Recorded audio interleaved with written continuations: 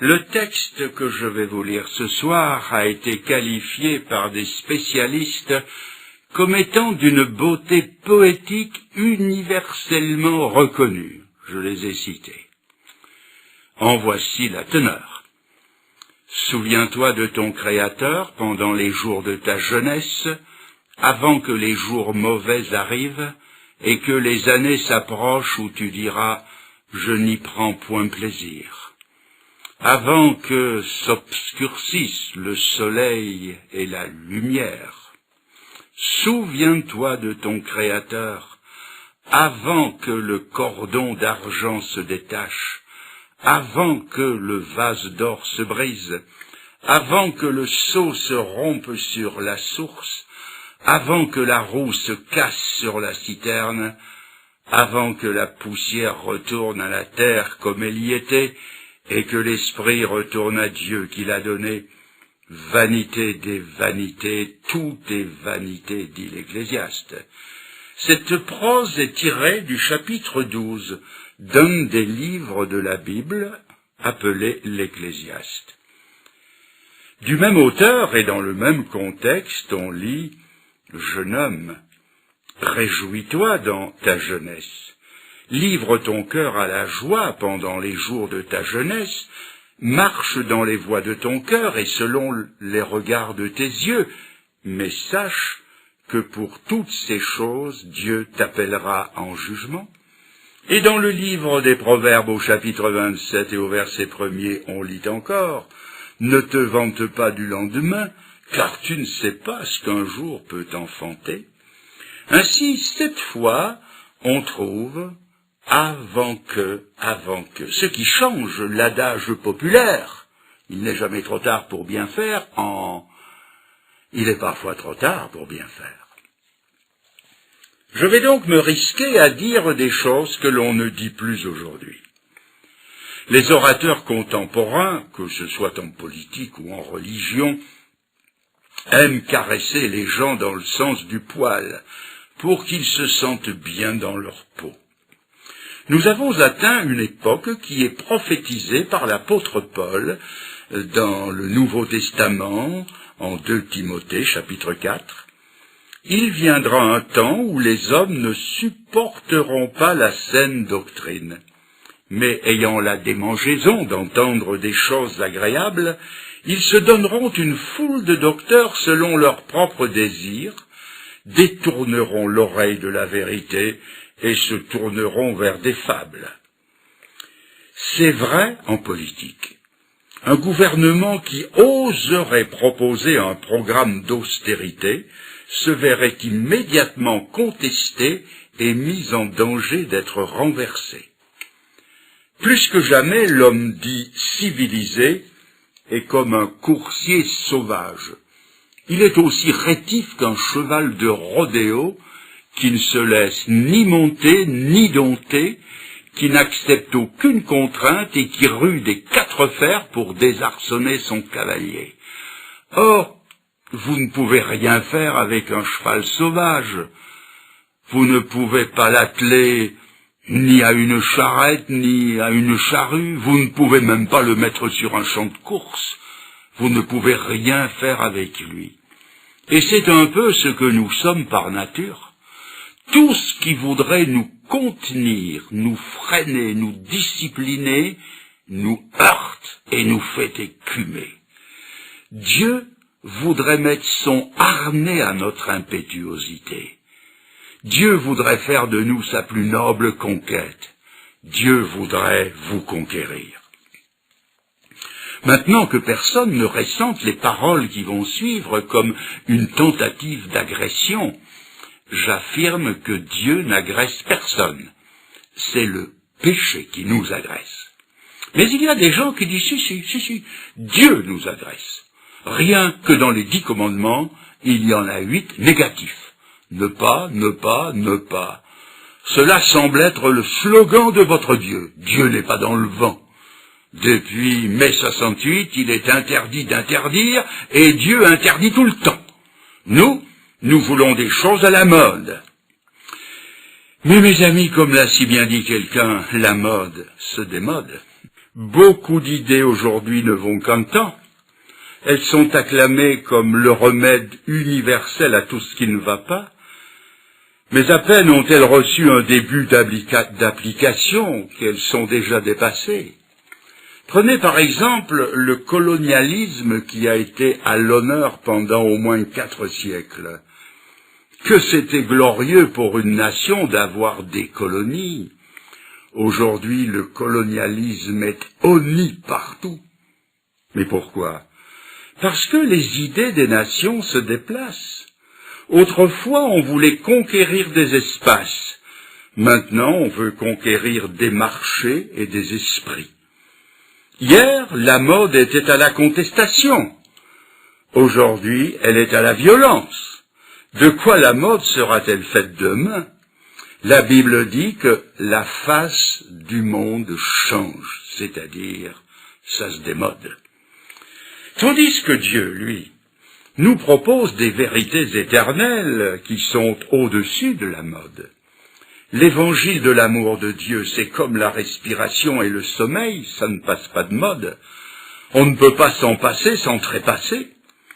Dieu nous donne des choses valables à 10 ans, qui le restent à 20 ans, qui le sont encore à 40 ans, et qui le sont toujours à 80, et qui le seront surtout dans l'au-delà et pour l'éternité. Le salut que Dieu offre est éternel. Mais s'il n'y a pas d'âge pour le recevoir, ce salut, et c'est vrai qu'on peut être sauvé à tout âge, Dieu cependant nous invite à ne pas arriver trop tard dans ce salut.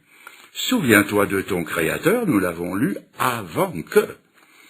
Souvenez-vous de l'expression bien française « arriver comme les cavaliers d'Offenbach ». Cela veut dire arriver quand la bataille est finie, arriver trop tard. C'est là un langage que nos savants comprennent. On nous parle beaucoup de la pollution de la planète et les mesures qui sont prises pour lutter contre la pollution risquent d'arriver trop tard. Certains croient que nous avons atteint le point de non-retour et d'autres disent que nous l'avons dépassé et qu'il n'est plus possible de faire marche arrière. Un savant a exprimé sa pensée de cette façon, il l'a illustré. La pollution, c'est comme un lac qui se couvrirait de nénuphars, dont la surface se doublerait chaque jour. Et s'il a fallu 29 jours pour que la moitié du lac se couvre de nénuphars, combien faudra-t-il de jours pour que l'autre moitié en soit couverte? Et la réponse, c'est tout simple, c'est un seul jour. Nos savants disent que nous sommes au 29e jour de la pollution. Demain, il sera trop tard. C'est aussi vrai pour le salut. Et c'est pourquoi la Bible nous presse et nous dit « Ne te vante pas du lendemain, car tu ne sais pas ce qu'un jour peut t'enfanter. » Un jour, paraît-il, un jour un homme fit un rêve qui était presque un cauchemar.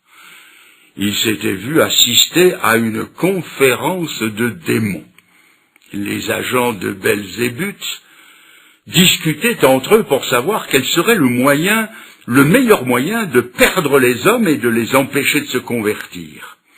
Un démon s'est présenté en disant qu'il irait dire aux hommes qu'ils ont bien le temps de se convertir et ici je souligne, et que demain fera tout aussi bien l'affaire qu'aujourd'hui.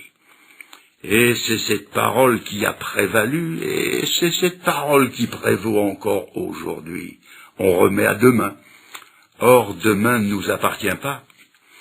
La sagesse populaire dit « mieux vaut tard que jamais », ou bien dit encore « il n'est jamais trop tard pour bien faire ». Mais tel n'est pas le langage de la Bible. Ces adages ne sont pas des vérités bibliques. La vérité de la Bible est tout autre. Aujourd'hui, dit la parole de Dieu, aujourd'hui, si vous entendez sa voix, n'endurcissez pas votre cœur. La Bible va même plus loin qu'aujourd'hui, elle dit maintenant est le jour du salut. La Bible nous raconte l'histoire d'un homme qui a voulu remettre de l'ordre dans sa vie. Il a voulu être sauvé, il a voulu faire la paix avec Dieu, mais il a attendu l'au-delà pour le faire. Et c'était trop tard. Quand il est arrivé dans l'au-delà, il n'avait pas son passeport pour le ciel. Il a alors tenté 4 choses. La première, il a levé les yeux. Mais c'était trop tard. La deuxième, il s'est mis à prier. Mais c'était trop tard. La troisième, il a imploré miséricorde. Mais c'était trop tard. La quatrième, il a même essayé d'évangéliser. Mais c'était trop tard. Il a dit, j'ai 5 frères à la maison, qu'on aille leur dire de ne pas venir ici dans ce lieu de tourment. Il a fait ces 4 choses, mais c'était trop tard. Et vous trouvez cela dans l'évangile de Luc au chapitre 16. Un autre exemple. N'avaient-elles pas belle allure, ces jeunes filles que la Bible appelle les 5 vierges folles qui sont allées à des noces? On dirait aujourd'hui qu'elles se sont mises en route pour le ciel. Seulement, elles n'avaient pas prévu l'essentiel. Comme c'était le soir, elles sont parties chacune avec une lampe dans laquelle il n'y avait pas d'huile. Quelle folie! C'est comme si vous aviez une torche électrique sans pile. Et quand elles ont voulu allumer leur lampe, condition sine qua non pour entrer dans la salle de noces, rien n'y a fait, les lampes ont refusé de s'allumer, et pendant qu'elles sont parties chercher de l'huile, la Bible dit, et la porte fut fermée, la fête n'était plus pour elles, il était trop tard, la porte était fermée. Cela se trouve dans l'évangile de Matthieu, au chapitre 25. Le grand revivaliste anglais George Whitefield prêchait un jour sur cette parabole des vierges folles. Il avait un grand auditoire qui l'entendait répéter « Et la porte fut fermée, et la porte fut fermée ». Et il y avait là 2 jeunes gens, un tantinet moqueur, dont l'un a dit à l'oreille de l'autre « La belle affaire, si une porte se ferme, il y en aura bien une autre qui s'ouvrira ». Il n'avait pas fini sa phrase que George Whitefield dit « Il y a peut-être ici des gens légers qui disent « Qu'importe qu'une porte se ferme, il y en aura bien une autre qui s'ouvrira ». C'étaient les paroles mêmes que ce jeune homme venait de prononcer à l'oreille de l'autre. Les 2 jeunes gens se sont regardés, émus et pâles. Qui d'autre que l'Esprit de Dieu avait pu inspirer au prédicateur, à ce moment précis, des paroles qu'il avait soufflées à l'oreille de l'autre? Un autre exemple encore. Lorsque Noé construisit son arche, il avertit le monde d'un danger imminent. Et il invita son monde à se repentir, à changer de conduite et à entrer dans son arche. Mais il s'était habitué à attendre, à venir voir le vieux fou, détraqué mystique, qui construisait un bateau dans la plaine. Peut-être passaient-ils leur week-end à pique-niquer autour de l'arche. Et Noé leur tonnait dans les oreilles que la patience de Dieu était arrivée à son terme. Mais cela durait depuis si longtemps qu'ils ont cru que la chose n'arriverait jamais. Et un jour, comme d'habitude, ils sont venus autour de cette arche. Tout semblait pareil. Et pourtant, il y avait quelque chose de changé. Mais quoi? Oh, pas grand-chose. La porte.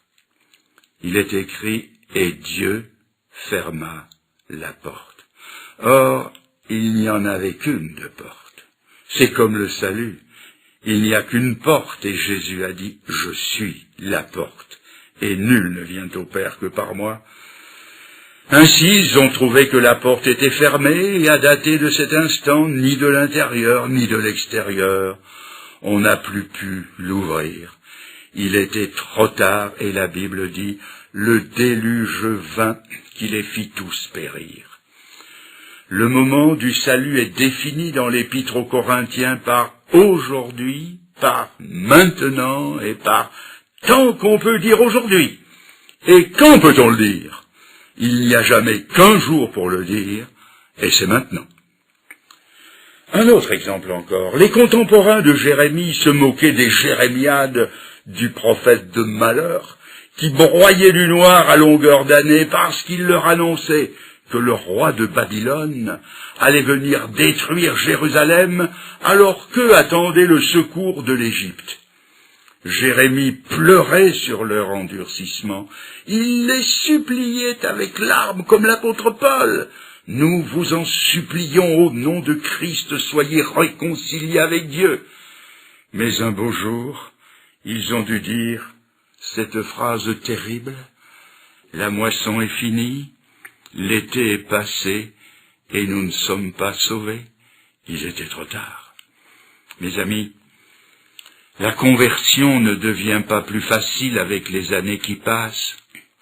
Il n'est pas plus facile de se mettre en règle à 40 ans qu'à 20 ans, au contraire. Et même les psychologues chrétiens disent que l'adolescence est un âge idéal pour se convertir à Jésus-Christ.